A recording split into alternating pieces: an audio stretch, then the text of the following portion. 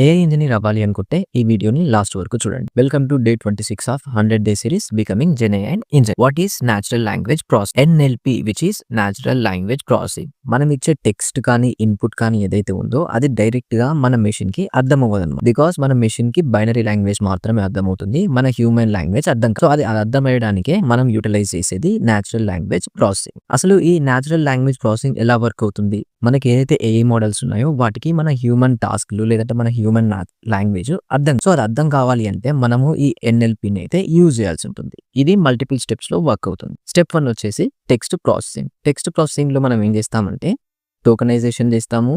And stopping words ఏవైతే ఉన్నాయో something like is అని, ఎక్సెట్రా అని, దీస్ అని ఇలాంటి వర్డ్స్ ని రిమూవ్ చేస్తాము. నెక్స్ట్ లెమటైజేషన్ అండ్ స్టెమ్మింగ్ చేస్తాం అనమాట.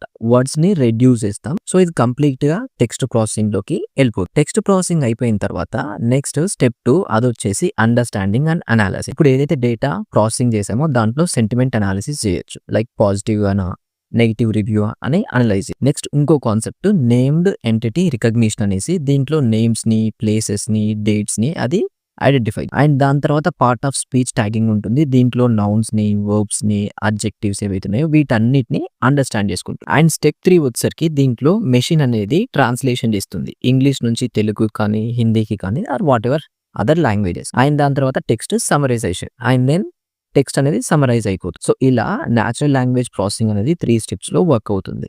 Text processing, understanding and analysis and then generation.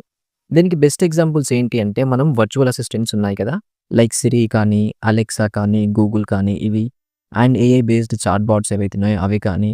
And health care డిపార్ట్మెంట్లో యూజ్ చేస్తున్నాం. ఈవెన్ సెర్చ్ ఇంజన్స్ లో కూడా యూజ్ చేస్తున్నాం. ఈవెన్ సోషల్ మీడియాలో కూడా స్పామ్స్ ని, హేట్ స్పీచ్ ని డిటెక్ట్ చేయడానికి న్యాచురల్ లాంగ్వేజ్ ప్రాసెస్ అయితే మనం యూజ్ చేస్తాం.